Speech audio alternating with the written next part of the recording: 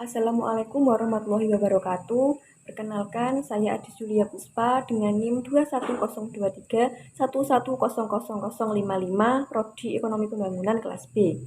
Pada kesempatan kali ini, saya akan memaparkan materi mengenai pemikiran Milton Friedman dalam pandangan ekonomi moneteris dan ekonomi Islam. Nah, sebelumnya, siapa sih Milton Friedman itu? Milton Friedman adalah seorang pemimpin revolusi moneteris tahun 70-an. Dia lahir di Brooklyn pada tahun 1912. Satu-satunya anak laki-laki dari 4 anak keturunan migran Yahudi Eropa Timur.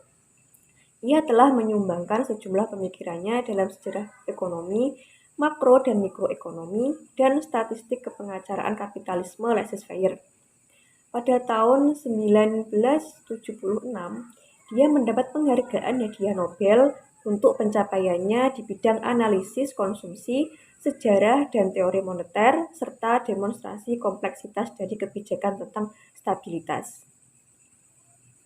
Sebagai ahli ekonomi yang legendaris dan memperjuangkan kebebasan individu, ia telah mempengaruhi kebijakan ekonomi 3 presiden Amerika Serikat, yaitu Gerald Ford, Ronald Reagan, dan Richard Nixon, serta Perdana Menteri Inggris Thatcher. Dalam buku-bukunya, kolom majalah Newsweek, dan sebuah show televisi publik, ia memperjuangkan kebebasan individu dalam ekonomi dan politik.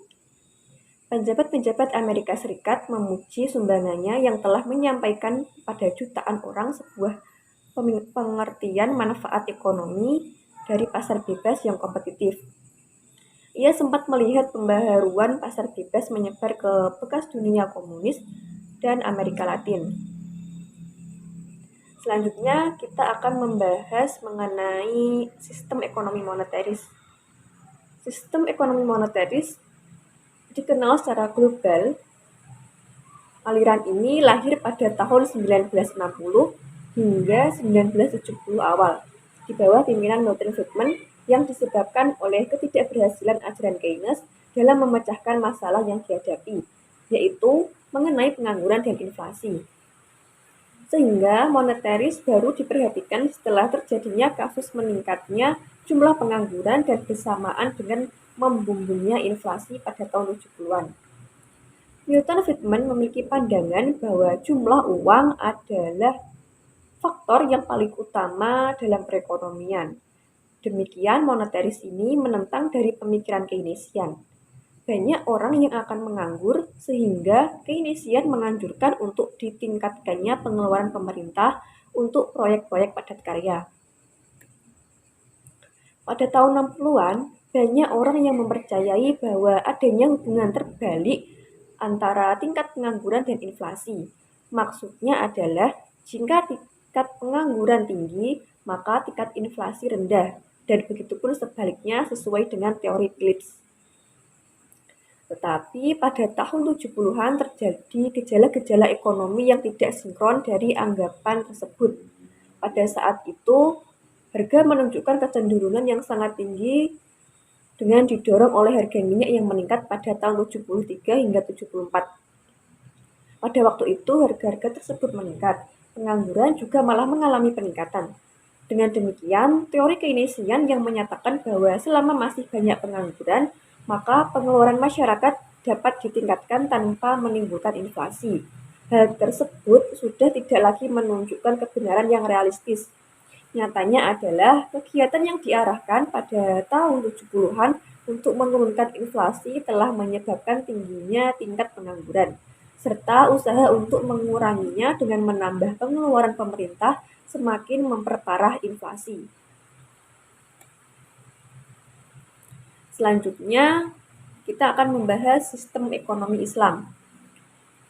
Untuk pemikiran ekonomi Islam sendiri ini mulai diterapkan sejak Nabi Muhammad SAW dan dilihat dari segi berkembangnya. Ekonomi Islam lahir dan berkembang seusia agama Islam di dunia ini. Pada fase ketika Rasulullah masih berada di Makkah, kegiatan ekonomi belum sempat dilakukan sebab masih terfokus pada dakwah dalam rangka menguatkan ketauhidan pada orang-orang Quraisy yang menyembah berhala. Kegiatan ekonomi Rasulullah baru terlaksana ketika beliau berada di Madinah dengan menata pemerintahan sekaligus menata perekonomian masyarakat Madinah. Sistem ekonomi Islam tidak semata-mata mengejar keuntungan, tetapi juga benar-benar memperhatikan aspek lainnya, terutama tentang etika bisnis, kejujuran, keadilan, perbaikan, dan masih banyak lagi. Intinya dari pemikiran ekonomi Islam adalah menekankan konsep ekonomi sesuai dengan Al-Quran dan hadis. Selain itu semua, ekonomi Islam menyeru bahwa semua aktivitas ekonomi hanya bertujuan semata-mata untuk mencari ridho Allah Subhanahu wa taala, menjalankan perintahnya dan menjauhi larangannya dalam urusan ekonomi.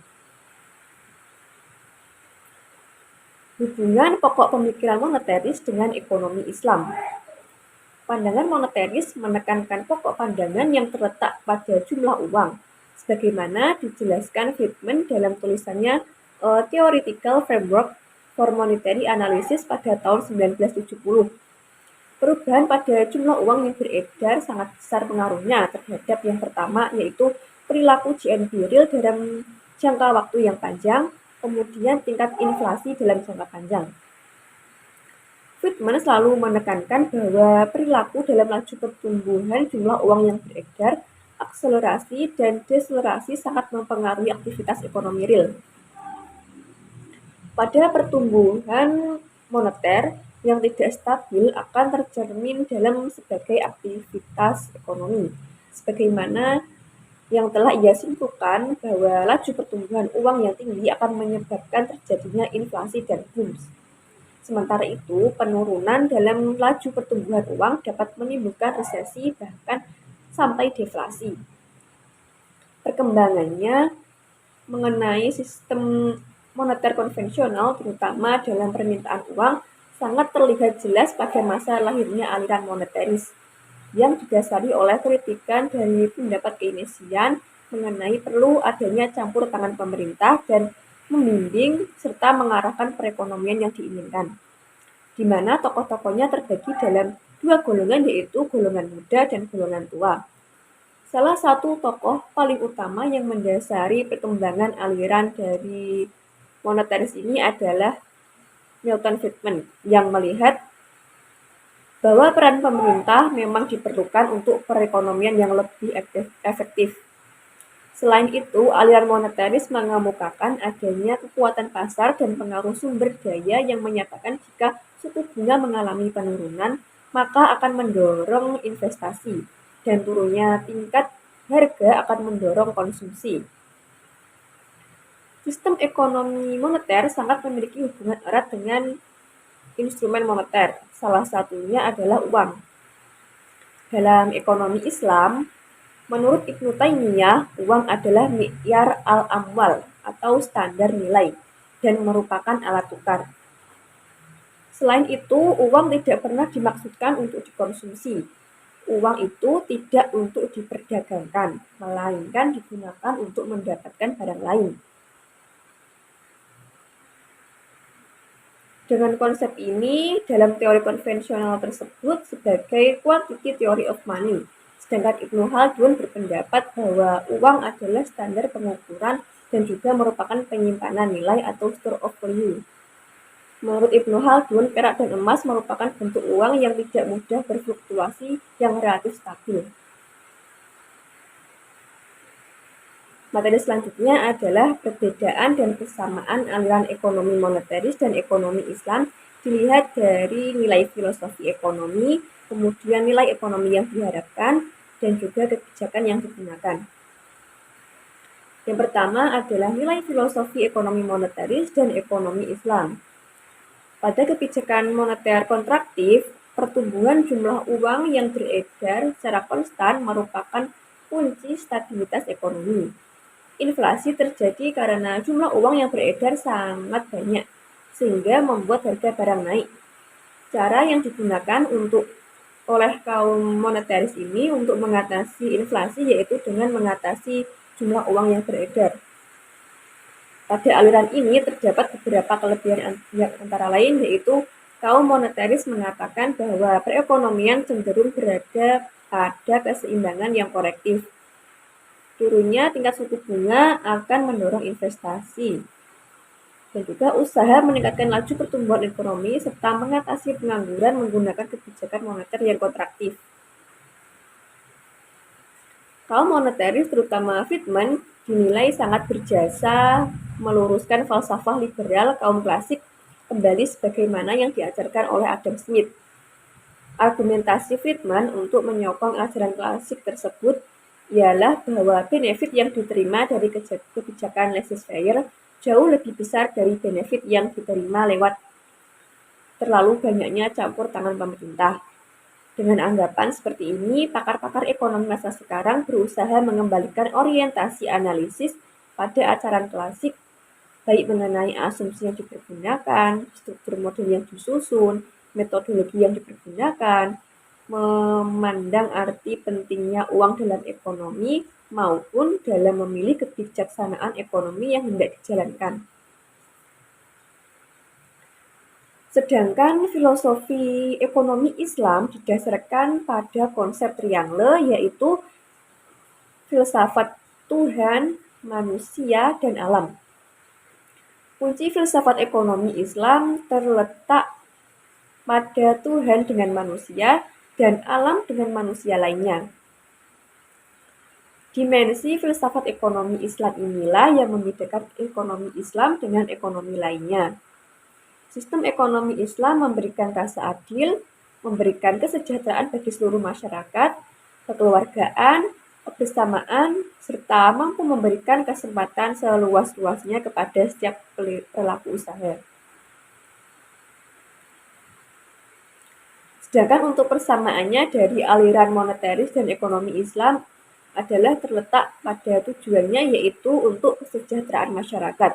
Walaupun cara yang dianut berbeda, namun tujuannya tetaplah sama. Yang kedua, dilihat dari aspek nilai ekonomi yang diharapkan. Teori moneter meyakini bahwa uang saat ini lebih bernilai dibandingkan uang di masa depan, atau time value of money. Teori ini berangkat dari pemahaman bahwa uang adalah sesuatu yang sangat berharga dan dapat berkembang dalam suatu waktu tertentu.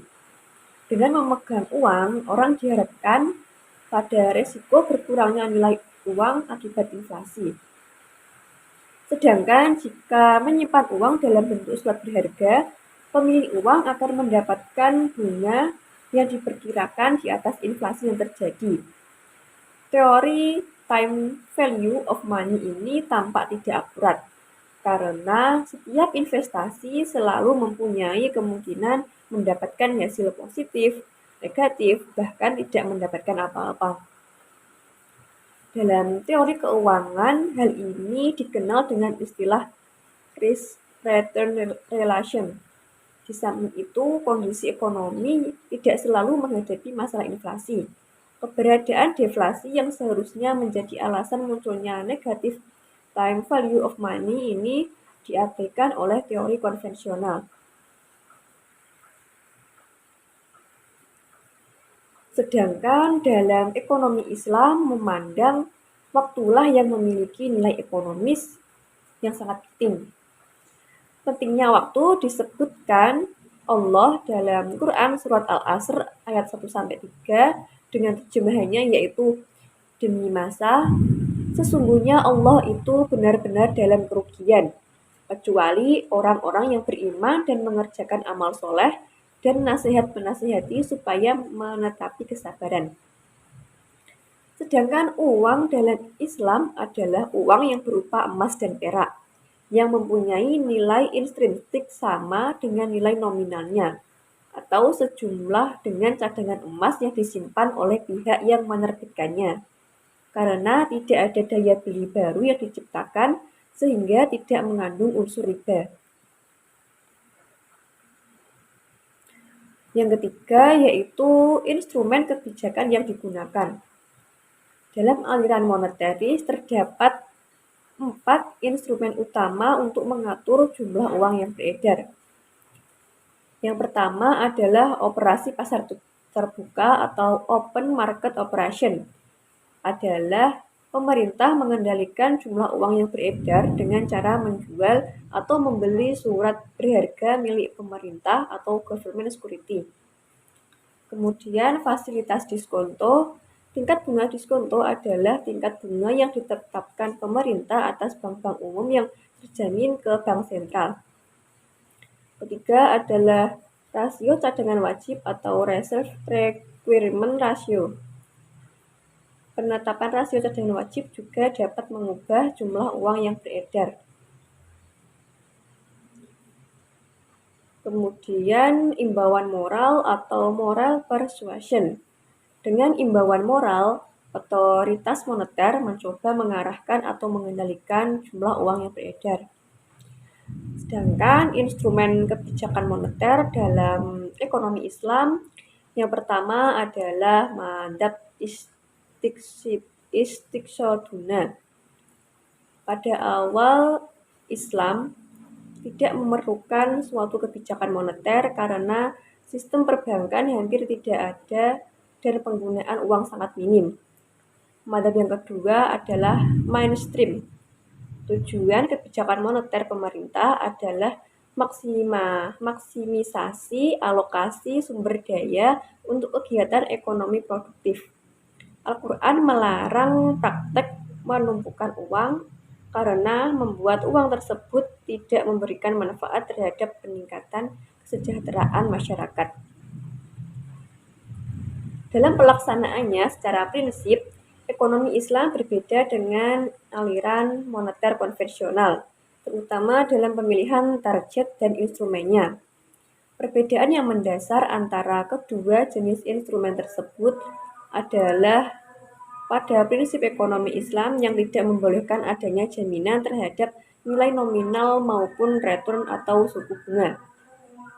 Oleh karena itu, apabila dikaitkan dengan target pelaksanaan kebijakan moneter, maka secara otomatis pelaksanaan kebijakan moneter berbasis syariah tidak memungkinkan menetapkan suku bunga sebagai target atau sasaran operasionalnya. Akan tetapi, tujuan kebijakan moneter Islam tidak berbeda dengan tujuan kebijakan moneter konvensional, yaitu menjaga stabilitas dari mata uang, baik secara internal maupun eksternal, sehingga pertumbuhan ekonomi yang merata diharapkan dapat tercapai. Baik, terima kasih. Mungkin itu saja yang dapat saya sampaikan. Apabila ada kurang lebihnya mohon maaf. Saya akhiri. Wassalamualaikum warahmatullahi wabarakatuh.